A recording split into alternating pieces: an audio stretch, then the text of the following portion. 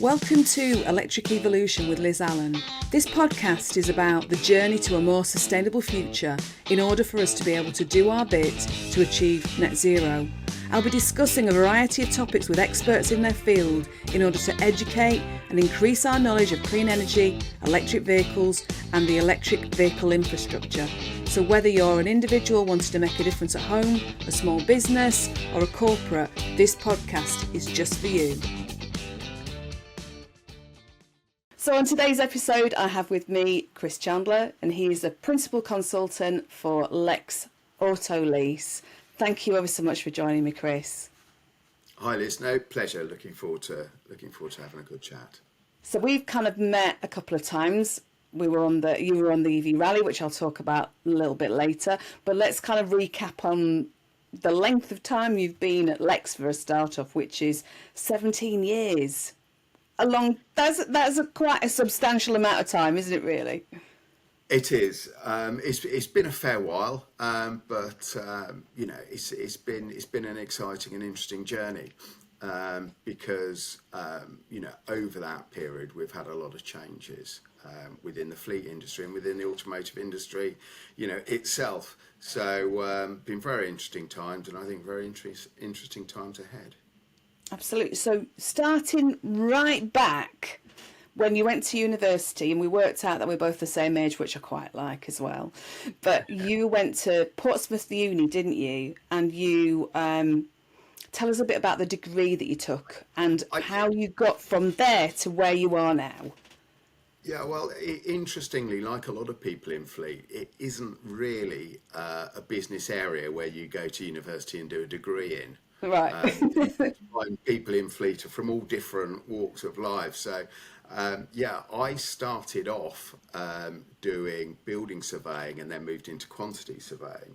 Yeah. And my degree was I did a degree in quantity surveying. And I sort of got a really good role in a quantity surveyors in Winchester, where I lived. And then the 91 sort of recession really hit the building industry. Mm. And so I was made redundant, and then I ended up doing all sorts of things. I was an engineer for a company that built underground pollution interceptors, big GRP catch tanks, and flood control devices. So I started understanding how much stuff actually washed off the roads that came off cars, and right. You know, spilt fuels and what have you. Yeah. And I was looking around trying to find something interesting to do, and I've always loved cars. So when there was an opportunity to join a company that did fleet management, which was looking after big fleets of corporate vehicles, I thought that sounded like a good idea. So I started off in a small company. There was only 5 of us, called Fleet Audits, as independent fleet consultants. Okay. And then basically I went from that after 12 years over to Lex Autolease. So you kind of, you've sort of stayed in this sector for a long time then, haven't you? And you must have seen so many different changes, like you said, you know, just talking briefly about it. But what is a day in the life of Chris Chandler then? Or is there so many different things that you're doing? Well, it is varied, which is good, because to be honest, I have a fairly low boredom threshold, so it's exciting because we do all sorts of things. But I mean, I've got a couple of roles now. So if you like, I think it's about 4 years ago. Lloyd's Transport has 3 businesses. So it's got Lex Autolease, which is the corporate B2B side, and that's where I've resided as management principal consultant there. Mm-hmm.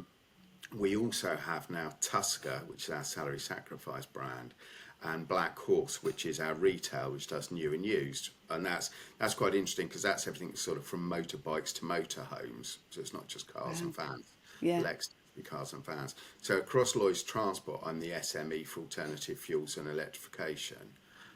Within Lex Autolease, I'm fundamentally a consultant looking at the large corporate fleets. So, yeah, over that period, although we had electric vehicles before this, but they were what I call cottage industry vehicles like Modex. Right.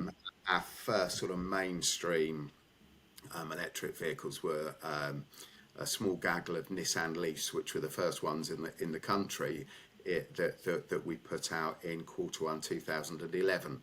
So Yeah. we've been doing electrification for a little while now at Lex, and I also leased the first operational hydrogen fuel cell vehicle as well to University of Birmingham. So there's Okay. been, although yes, we're settling into electric, we've looked at other fuels, and prior to my time at Lex Autolease and during Lex Autolease, looked at gaseous fuels, the various also sustainable biofuels, etc. So over that one, 1996, I started. So over that period, there's been quite a few opportunities to reduce vehicle emissions. So, so you, as you said, you support kind of corporates, don't you? And I met you. I was talking to you about this before we started recording. I met you at the kind of the pre-GreenFleet kind of rally. Sort of, it was like a knowledge session, wasn't it? It was kind of helping people to understand what was going to happen on the rally up at the AA in Wolverhampton. And you came across to me as a really, really customer focused person. That's what I really liked about it, because it totally, ticked my boxes. I was kind of thinking, God, I really like what this guy's saying. Has this been always the way? Yeah, I mean, it's very kind of you to say that. But yeah, we like to think we're very customer focused. I personally like to think I am. And for me, the challenge of being a consultant is not to deliver your solution to the customer, but to deliver the best solution for the customer. And although I'm a big advocate of pure electric vehicles. And I believe, especially for cars, they work in the majority of cases. For LCVs, it's a bit harder. But it is all about finding the right solutions for the right customers, and therefore the right vehicles for the right application. And often it's not about saying you've got to do all this now. It's about building a strategy, a glide path to get to a zero carbon scenario, and to meet their internal goals. So yeah, I like to think that we're here to solve customer solutions and enable the customers to get to their chosen outcomes. And we've got some customers who are very, very well along the EV transition, if you like. So I think Mighty, one of our customers, and I work with Mighty on their transition early days. I think they're up to about 6,000 pure electric vehicles. And then we've got other smaller fleets that are much earlier in the transition. So they need completely different kind of advice and support. They want to know what are these first stages? Where do we charge? How do we get drivers on board and get them bought in? So when you look at some of the more advanced fleets, you're really dealing with that last difficult 10 or 15% that might be because of the vehicle types or vehicle locations or operating cycles. So what would you, obviously being around this sector for such a long time and the move to electrification specifically, what have you seen? Obviously you're working with lots of different companies, but what are the biggest challenges that you're coming across as a consultant, but also, are there things that are coming up regularly that you can solve, and then all of a sudden there's kind of like a curveball that kind of goes, oh my God, right, okay, that's a new one that's come across our bows now? Yeah, I think a large part of it at the moment, and I talk about this for weeks, but is misinformation and misunderstanding of the technologies, of the charging infrastructure, of what it means to go electric. But I think if we put that aside and say that's an educational piece, the more The largest challenges that I see at the moment is more for commercial vehicles. It's where commercial vehicles are taken home, so you don't necessarily have depot charging every night. And it's where you have more specialist or modified vehicles. So, for instance, there's no real choice at the moment, although it's coming, with regards to 4x4 pickup trucks with full off-road capability. So those we sometimes have to park. Don't give up on your transition, but just put those in that we don't have a vehicle yet, so we don't have a solution yet. Yeah. And we go to manufacturers and we talk about this and say, look, there is demand here. So it shouldn't stop your transition, but be aware that if you can't do anything there, just park it for the moment, but don't forget about it. But I think probably of the real issues, the commercial vehicles charging overnight is probably one of the hardest, because even if somebody has got to drive, let's say for the van, where I live, we have covenants where for the area we live, where you can't have a commercial sign written vehicle on your drive. You may have an issue where people don't want to put the van on their drive, even though they've got to drive, because then they've got to put their personal car in the road, and that might actually increase their insurance, because now their personal car is not parked on a safe and secure drive. So it's not always have you physically got the ability, it's will the driver allow it as well. And there are ways of getting over that, but you have to really drill down to find out where the problem is. There have been studies where they've just counted drives and said, well, X% of the UK can go over to electric, but it's a little bit more nuanced than that. Yeah. So are you saying that those vehicles that would normally have been taken home, like you're saying now, is that kind of the example that we're looking at? So the ones that would normally have been taken home, left on the road, person goes in, comes back out in the morning, and the vehicle, whether it was petrol or diesel, be diesel more likely, would have just jumped in and carried on. Is that what we're talking about here? So there's a difference in what's happening now. Yeah, so with an electric vehicle, ideally you want it to charge as cheap as possible, and that's overnight on a slow charger. So if they can't charge that at night, if they take a vehicle home, you've now got to look at what's the actual business activity they're doing, and do they have any sites or dwell times that they can charge during the day. Now, obviously, if you've got an engineer who's going to go to customers' premises and could be there, he or she could be there for 3-4 hours working on some equipment, then that's actually a charging opportunity. So you need to talk to your customers and see if there's an opportunity to charge there. If you're more like a delivery company and the vehicle is going to be moving all the time, all day, and you don't have those dwell times, that's when you start having the challenges.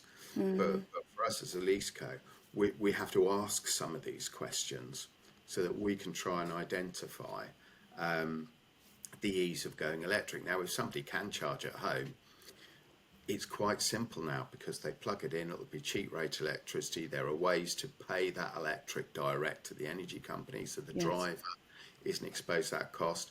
So, we're in a much better place now than we were, let's say, 4 or 5 years ago. And solutions are coming up, and we're looking at all sorts of things. But it is that small percentage, if you're talking about sort of the hard yards, it's that small percentage of commercial vehicles that are taken home that probably provide us with the biggest, if you like, challenges at the moment. Cars probably provide us with the least, because their range is high. A car is typically for moving people around.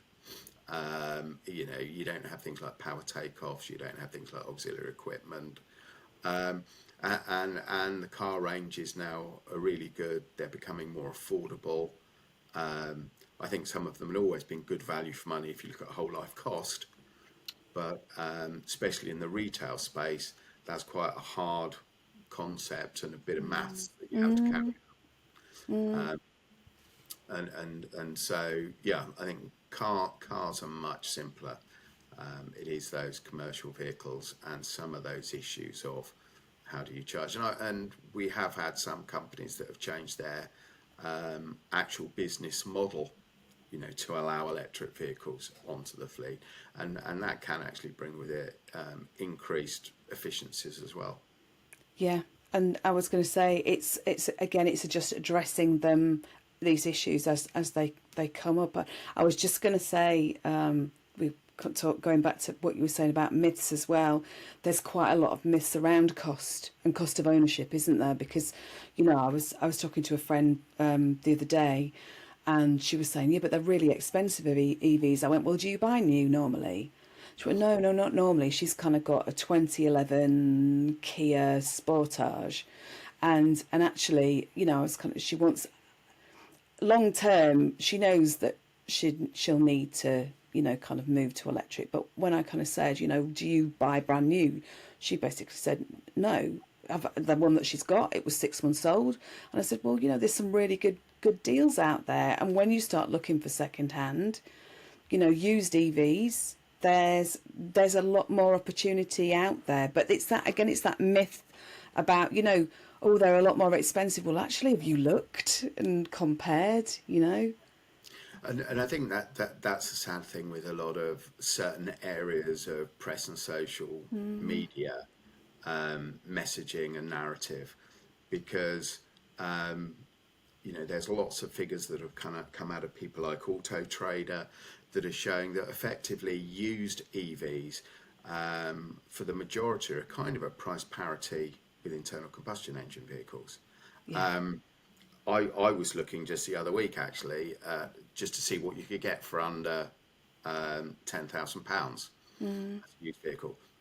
And there were 3 and 4 year old Peugeot 208 electrics, Nissan Leafs. That there are lots of good vehicles with absolutely enough range for the average person at a low cost at the moment.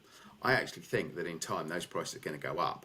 I think at the moment they're artificially low because people are nervous and the used market's not quite as ready for electric vehicles as the corporate market is. Because obviously in the corporate market you've got benefit in kind tax, you've got NI savings, and in the used market you don't actually have the if you like the government or in life incentives in the same way that are so obvious. Now once you actually scratch the surface and you realise that if you have cheap rate nighttime electric like I do, you can be I've got a Tesla Model 3 long range, and it cost me about £6 to I mean I never do charge it from empty to full really, but if I did it would cost me about £6. And motorway miles, I get about 330 miles out of that, and I get a bit more in mixed motoring. So whatever way you look at it, that's very, very cost effective. Oh God, yeah. Motoring. But it's difficult to explain that to people exactly as you had when somebody just turns around and says, well, I've seen they're really expensive. And then you have to start chipping away. Well, actually, they're not more expensive if you get them second hand. And then you have your fuel saving, and then they don't need as much maintenance as internal combustion engine vehicles. In fact, we've done analysis on our lease budgets, and electric vehicles are typically 27 to 30% cheaper in our budgets against equivalent ICE, and that includes tyres. And I did that on purpose because people say, well, electric vehicles eat tyres. Well, whether they do or not, I personally think it's down to the driver more than the vehicle. I put tyres into that budget. So those cost savings are maintenance cost savings, full stop. And it's only when you can have that conversation and start talking about the other benefits that people start realising, oh yeah, actually, I might have a look at that. But it's just a shame we have to break down the barrier of that first narrative of they're expensive, they don't go very far, the batteries don't last, they catch fire, and all these other things that we hear on a regular basis. But I suppose, like you're just saying, there's a number of things that people hear in that negative, kind of the negative media cases that aren't true, which are, there might be a little bit of a grain of truth, or maybe it was 10 years ago the range was lower because of how things were.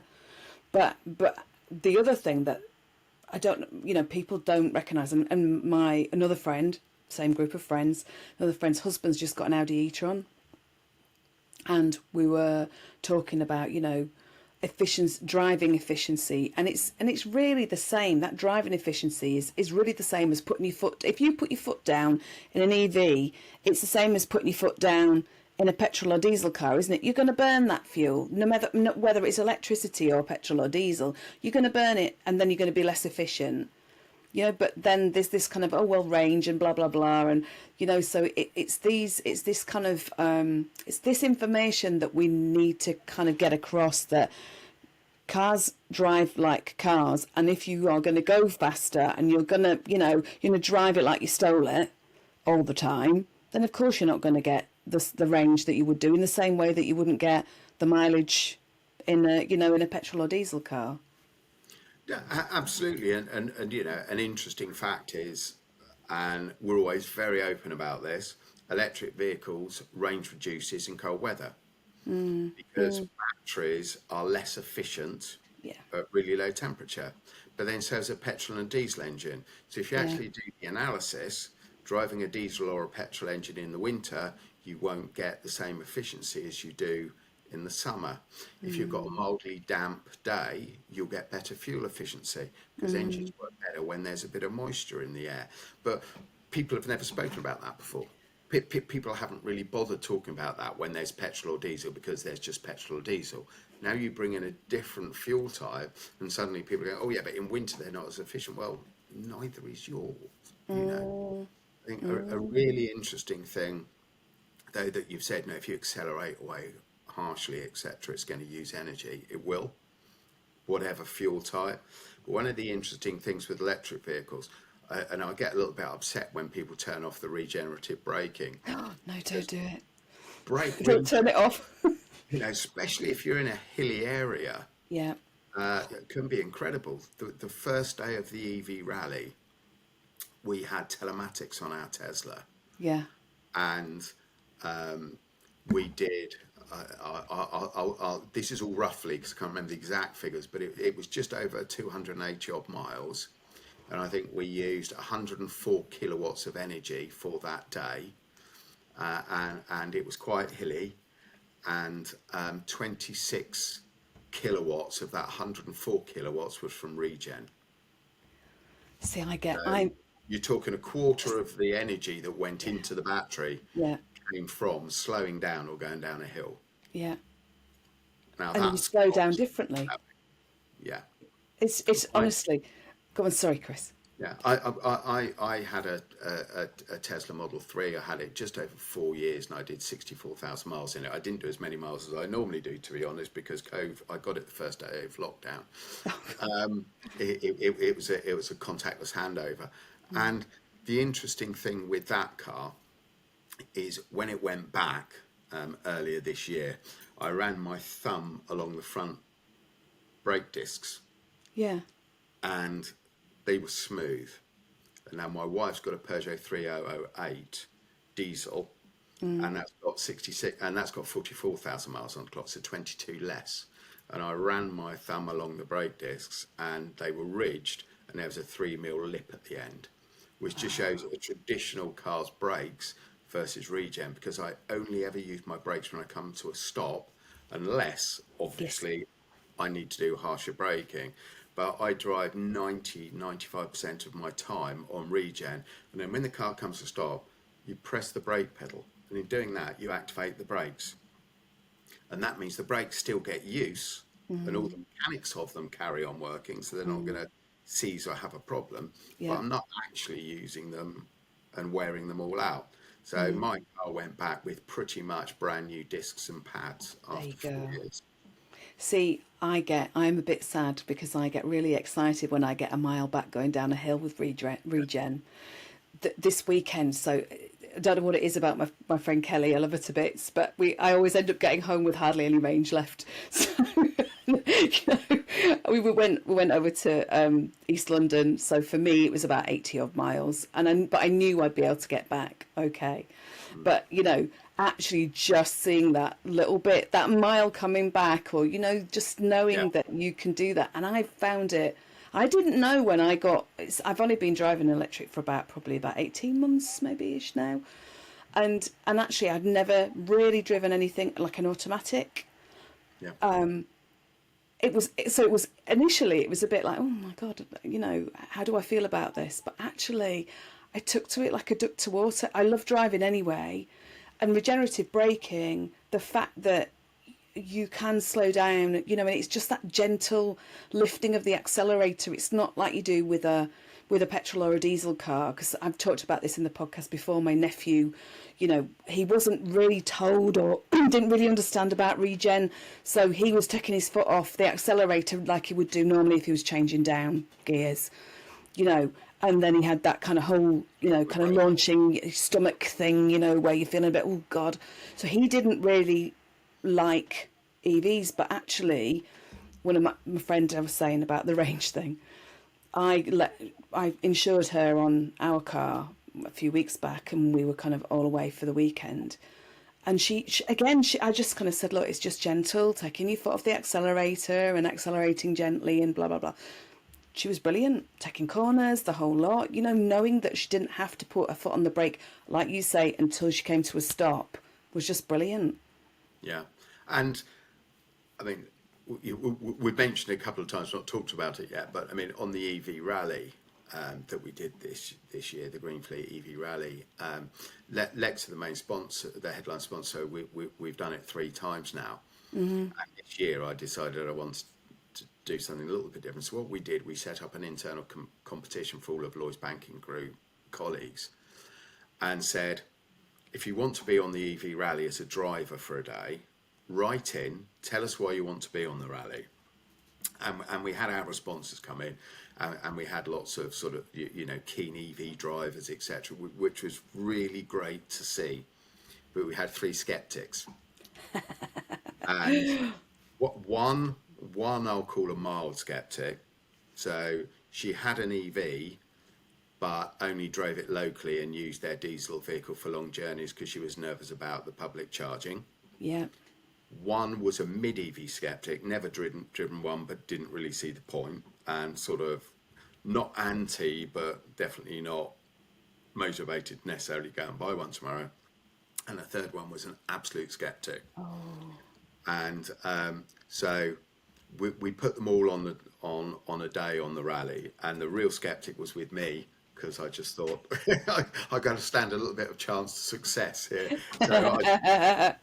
So I thought if this goes wrong on us, it's my fault, because I was one in the car. But we took this guy, really nice guy. He started off quite open-minded for an EV skeptic. Yeah. But the backstory is he lives in London. Hopefully he won't mind me saying this. He lives in London. He's got an M4 BMW, which, to be honest, he doesn't use as his daily transport because he's in London, so he uses public transport. Yeah. But he likes going on weekend trips into Europe in the car with his other friends who are sort of, petrol heads. Yeah. And, I used to be a freelance motoring journalist. I used to test cars for a living. I like nice cars, etc., etc. So I totally get that he's got his M4 and he loves it. But the interesting thing was, at the end of a day with me in a car, and I don't think I browbeat him, we'd done charging, we'd done single pedal driving, all these sorts of things. And he turned around and said, I really like this car. And he said, in fact, if I had to have a car that I had to drive all the time rather than a bit of a Sunday toy, I think I'd have electric now.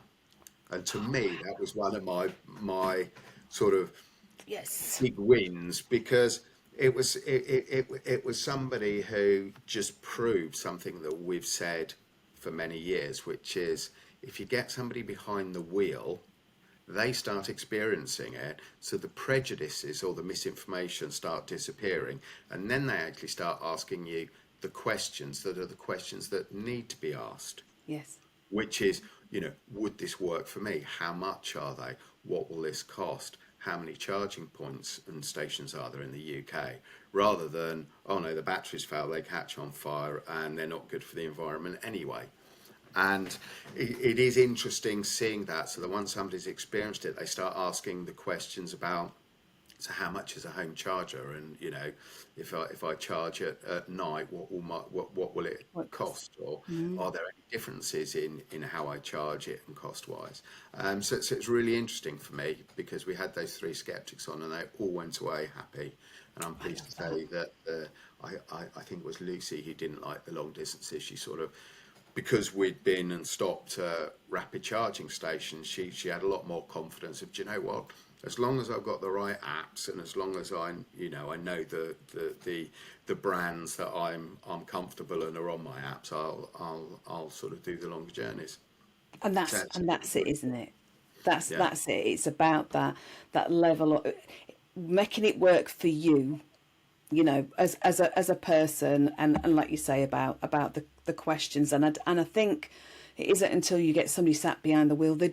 I always say this: you don't know what you don't know. Yeah. And actually, can we just talk? I want to talk in more detail about the GreenFleet EV Rally. Let's just talk about the Tesla, or were you driving the Tesla all the time? Because it wasn't a new Tesla, was it? No. So as I said, this is the third time we've done the EV Rally, and we really don't want it just to be the latest nice new shiny cars driving around. I mean, it's great to show the latest technology, because obviously ranges have increased over the years, etc. But we just felt that we wanted to do something different, and what I wanted to do was try and kick some of these myths about the batteries don't last, and the car's ranges all die after sort of 3-4 years. We wanted to do something that just visually and simply proves that's not really the case. So it was nearly 9 years old. It was a Tesla Model S. Yeah. And it had, when we picked it up, it had, I think it was 152,000 miles on the clock. Wow. Original battery, original motor, Yeah. all the main running gear was, as is. But the interesting thing about this car was, for the first 4 years, it was a Tesla customer car. So they retail sold, and then they brought it back into the network. And then ever since then, it had been used as an engineer who maintained the supercharging network. So basically, this car had been used as a van. Yeah. Oh my goodness. And, it had a few battle scars, a few sort of scrapes on the paint, and a few scars. And in the boot, where heavy equipment had been thrown in, there were some nicks out of the. So there were little bits of untidiness, which I actually like, because it demonstrated that this isn't a car that had been wrapped in cotton wool and just gently driven up and down meadows. This has been used, properly used. And I had a lot of people in the car, different people in the car with me over the week. I had Nick Williams, who's the MD of Lloyd's Transport. I had Cameron from Tesla. I had obviously Nick, the EV skeptic. And for the first 2 days, I also had Quentin Wilson, who you know well. Now, I've got a bit of experience with cars. As I said, I used to test them and evaluate them, etc. Quentin is encyclopedic with his knowledge on vehicles. And at the end of the first day, we both got out of that test and said, "Can't believe how good it is." I mean, it just drove like a car with 20,000 miles on the clock. Yeah. Not 250,000 miles on the clock. It was rated at charging at 120 kilowatt when new. We got it up to 120 kilowatt on an ultra rapid charger. And we didn't run it empty for obvious reasons, but we were getting 230, 240 mile range out of it for a near 9-year-old vehicle. Yeah. So, it had lost very few miles. So I don't know exactly what it was, but when you look at Tesla's claim that a car with 200,000 miles has on average lost 12%, we were in that ballpark. which is just amazing. So this whole kind of used EV skepticism, I do get it. I do get it, because actually, and I don't know what your thoughts are about this, but I do feel that we need some kind of battery health certificate or certification to help people feel a bit more comfortable when they're buying a used EV. But overall, just to prove, even if that's the only thing, like you get your MOT, just to prove that actually, you were at 99% or 98%, and it's 5, 6, 7, however many years, how that works. What do you think? And interestingly, they're on the way. We and some of our suppliers have been looking at these for a little while. They are on the way. My personal view is, once you have a certificate with that vehicle, and for the price of the vehicle, it's not that a bigger expenditure for, if you like, for peace of mind. There's this falsehood where people think, oh yes, but if I've got a petrol or a diesel, I know it's all right, because I'll start it from cold, I'll get the engine warm, I'll rev it and see if smoke comes out the back, I'll listen to it to see if it rattles. There are lots of ways that you can stop an engine from knocking and rattling by putting in different oils and what have you. So no, you don't really know what you're buying when you buy a petrol or diesel car. You just look at the mileage and you take a view of, does it sound okay? Does it look okay? With a battery electric, all you can do really is the same. But if you get that certificate, I think in the short term is peace of mind for people who are nervous.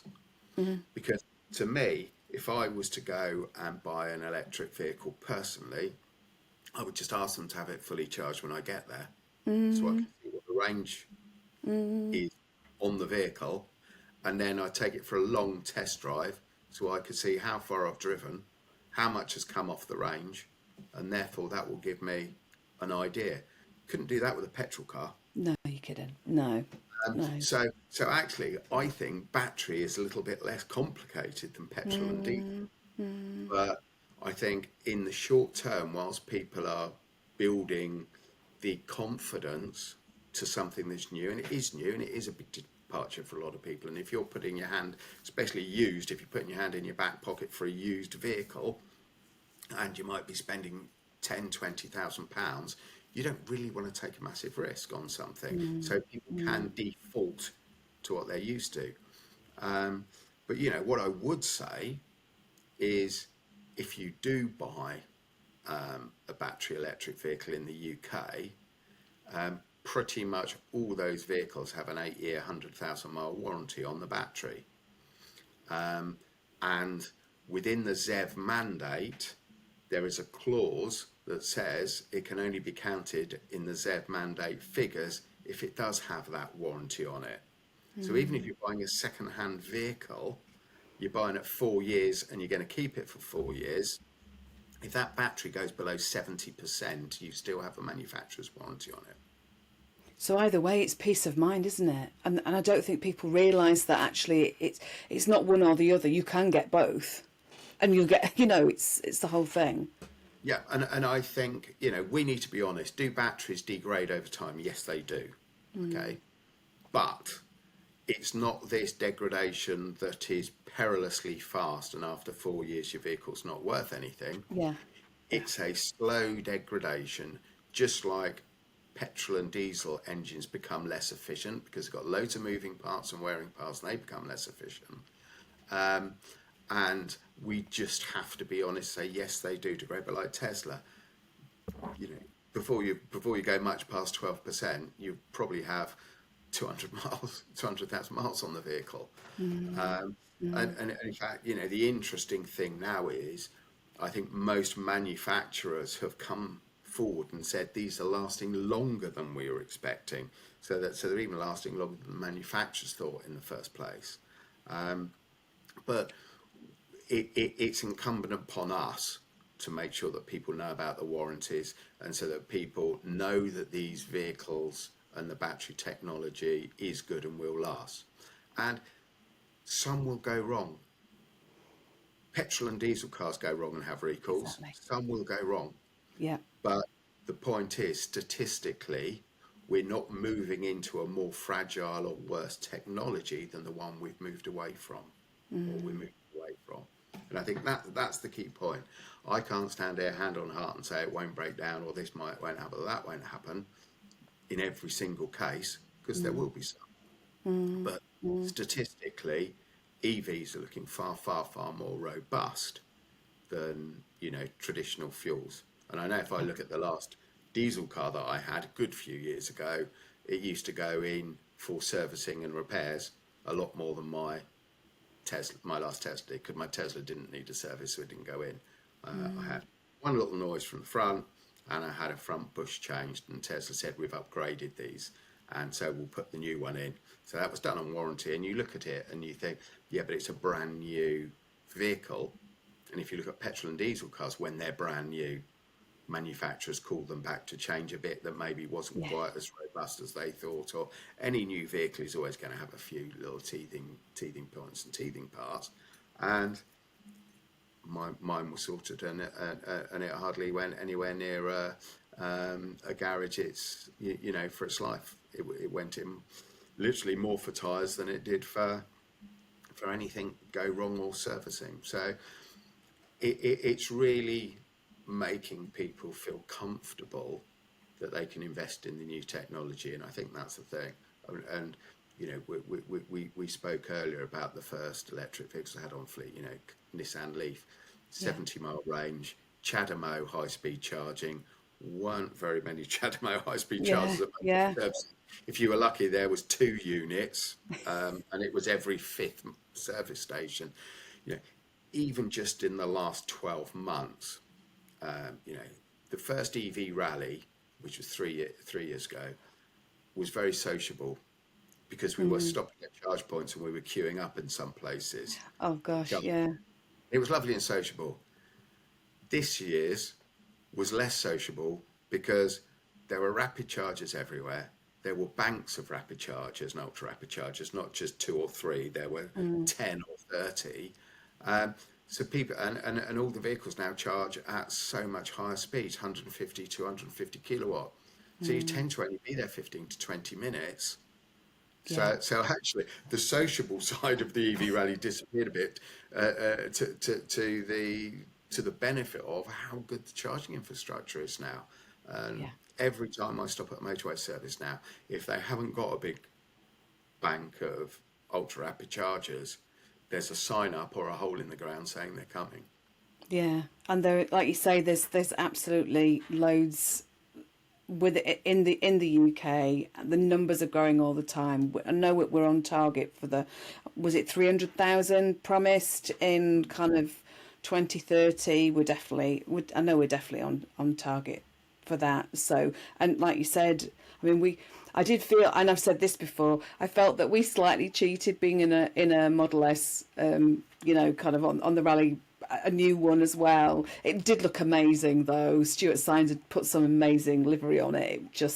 It kind of stood out, our pink Tesla, but you couldn't miss us coming in, especially when George was turning up the music really, really loud, and I was like, oh God, not again. I tell you, if I hear Tesla Girls one more time, that was what I was like. I was like, if I hear Tesla Girls by OMD, I'm going to scream. It's that era. Yeah, and interestingly, historically, I kind of shied away from having Teslas on our team, and that sounds terrible, but the previous years, because if you're using, when the network was a bit sparse, if you're in a Tesla, rather than going on the apps and trying to find out where the charge points are and all that sort of, you just put the destination in, the car will sort it for you, and there was a good charging network, and they charge quickly. And so I actually shied away from them to start with, because I just thought this is supposed to be a challenge. So let's, and in fact this year, the vehicles we had 2 vans that were the smaller battery size. So went for the smaller batteries, not the large batteries, to make it a challenge. And the other vehicle that we had in the rally was I can't use a certain phrase because I think Top Gear has that, but should we say ladies in an affordable EV? So we had a Dolphin, which at the end of it, you know, the BYD Dolphin, some of the ladies who drove it had never heard of it or seen it, and at the end of it, they all loved it. They said it's much bigger inside than it looks, and it had lots of nice kit. It was easy to use. They got used to the sort of, you know, the driving, the one pedal driving and all that sort of stuff. Really easy in playing with the regen. But, you know, we've been trying to come up with things that isn't just let's get the longest range vehicle we can do it really easily and say it's easy. We've used more challenging vehicles. And you know, I have to thank Tesla for giving us that Model S, because at the end of the day, it took a little bit of convincing, because you can imagine, you know, that certain newspapers and mainstream media would have probably been involved if it had broken down or something, but it certainly wasn't covered for them for the success of finishing the rally. Right, and honestly, I've got to say, some of the vehicles that were on the rally, because I was in with the National Grid team on the Thursday, so we were there. That was day 4. So when you were saying about 4x4s, I actually didn't drive the Spartan, but I was in the Spartan 4x4, and that was really interesting. I want to actually get in and experience that 4x4 experience, which I haven't, the off-road one. But then there were a number of different vans, and the Team Power, they had a little van and a little Clio, and you had all your vehicles, and actually just seeing this plethora of different vehicles kind of heading off, it's a sight to behold, really, isn't it? Absolutely. And then of course there were the other stars, and the 40 fully laden 40-ton truck that didn't even need to charge on the first, did the first day without having to stop for a charge, and then you had bless him, Sam Clark on the motorbike. Oh yeah. Which, as if doing 1,400 miles on a motorbike in a week isn't enough. He also ran 5K every day for our sort of charity. Yes. Which was great, and raised lots of funds, to help homeless. So I think when you look at the rally, I mean, what a great thing. You've got motorbikes to 40-ton trucks. Yeah. You've got proving old vehicles. You've got all sorts of people coming together, be they EV evangelists or skeptics, all coming together and just simply demonstrating that this tech works. And the other nice thing about the EV Rally is we go to the sustainable generation sites as well. So we went to the wind farm that was directly charging the HGVs and things like that, because this is the interesting thing with vehicle electrification. It's more than the vehicle. It's homes. You can have solar. You can do V2G. You can have batteries at your home. So we can start having a more localized energy system, and we can make it green now. Instead of, it always annoys me when I'm driving along. You see the wind turbines, and you see a couple going round, and then you see 20 or whatever that are all stopped, and you think they're switched off, because one of my friends said it's because they break down all the time. I said no, they're switched off because the grid's at capacity. The fact you've got 2 going round shows there's wind. They're switched off because the grid's at capacity, and we switch off the renewables when it's at capacity. So which seems bonkers, doesn't it? Absolutely. So if we can take that and store it in our cars or in batteries, and then use that when the grid's at peak, there are so many other things that electrification allows us to do with our UK energy. And UK's got the largest offshore wind farm in the world. We're actually doing really well at the moment, and I think it was last month we closed our last coal-fired power station. It was September. It was September, yeah. So the other thing that all we're doing is shifting the emissions from the tailpipe to the power station, is another falsehood. Now, with the honesty and openness of myth busting, we still generate energy through incinerators burning waste. So that's another discussion that can be had. But a lot of our energy now is from renewables, and the wind blows and the sun shines. So it would seem crazy not to maximise that. Absolutely. And do you know what? I think I'm going to ask you one final question before we end. And my question is, and I've started asking this a little bit actually, what would you like to see happen in the next few years? But not necessarily to do with your job, but the kind of, in general in the sectors, or with regards to, kind of how we're moving forward with sustainability. What would you like? What's your personal thoughts on where you'd like us to be in the UK? I mean, to be honest, as we said before, I've been doing sort of sustainability. I sometimes say before it was trendy. I've been doing it a long time, and I think there have been a number of industry changing events, and I think we're on the cusp of EVs going mainstream. Now, I think they've kind of done that in the corporate car world because there are tax incentives and there are ways to make that happen. But I think the trajectory we're on is good. Obviously, it'd be good if it could be speeded up. I sometimes hear this negative stuff in the press, a certain press, and I do worry, because I sit here thinking, do you know what? I've saved a lot of money going over to electric vehicles, so you're actually stopping people from getting these kind of savings. Yeah. So I just want to see a bit more of electrification for all. We're trying to make vehicles more affordable, doing longer leases on them, doing used vehicle leasing that we now do, and I think my goal is let's stop all the war of words and fighting and politicising it. Let's just turn around and say, do you know what? We get cleaner air in our cities. Yeah. They're actually easier and quieter to drive, so there's that benefit.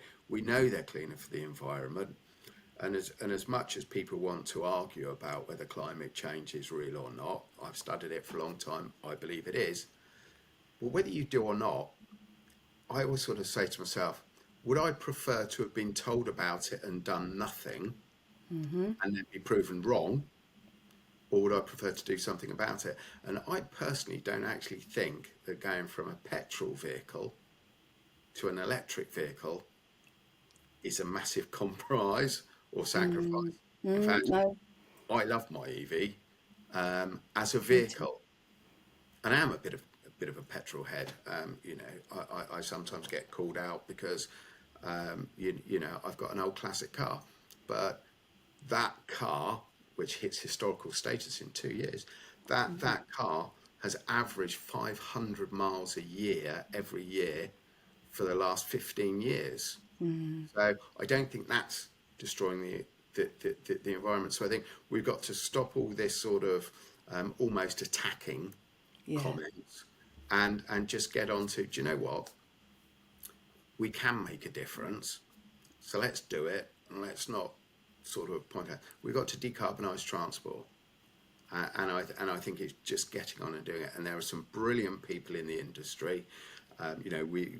We meet them at conferences, we see them at the rallies, etc. There's some great people doing great things, and I think we just need to keep recognising that and pushing forwards. But I'm very hopeful. I'm a glass half full anyway. So I'm really hopeful, and I think the advances we're seeing in electrification are just making it an absolute no-brainer to focus down on it. And just keep accelerating it. And let's face it, we don't live in a very large country. No, we don't. So theoretically, it should be easier for us. It should be quite simple. Chris, it's been an absolute pleasure talking to you, honestly. And we both talk. You said before we started recording, you talk a lot I talk a lot. I could talk to you for a lot longer than this, but I'm gonna stop there and just say thank you ever so much for your time. It's been really lovely talking to you, understanding about you as a person, but also the myth busting side, what you do, in Lex, and just getting to know you a little bit more. And hopefully everybody else has who've been listening and watching feel like me, that they know you a little bit now. So thank you very much. No, thank you, Liz. It's been a pleasure. Been lovely talking to you. So I'm going to end, as I've started to do over the last number of episodes, by saying the only way that you can actually spread the word about this podcast is by commenting, liking, subscribing, all the wonderful things, and for people to actually get to know Chris a little bit. We want that as well. So if you're watching on YouTube, please subscribe. If you're listening to this, then please either put comments. Let us try and get that word out to more people. And again, thank you very much for watching and listening. I will see you next time. Thanks then. Bye-bye. Bye. Thank you for watching Electric Evolution. I really love bringing you these weekly conversations about sustainability, renewables, and building a cleaner future together. If you're passionate about positive change, please like, subscribe, and share with others who also care about these topics. You can also download our white paper, Plugging into the Future, at fullcircleci.co.uk and join the discussion on improving sustainable transport, or email me at liz@fullcircleci.co.uk. Thanks for watching. Bye.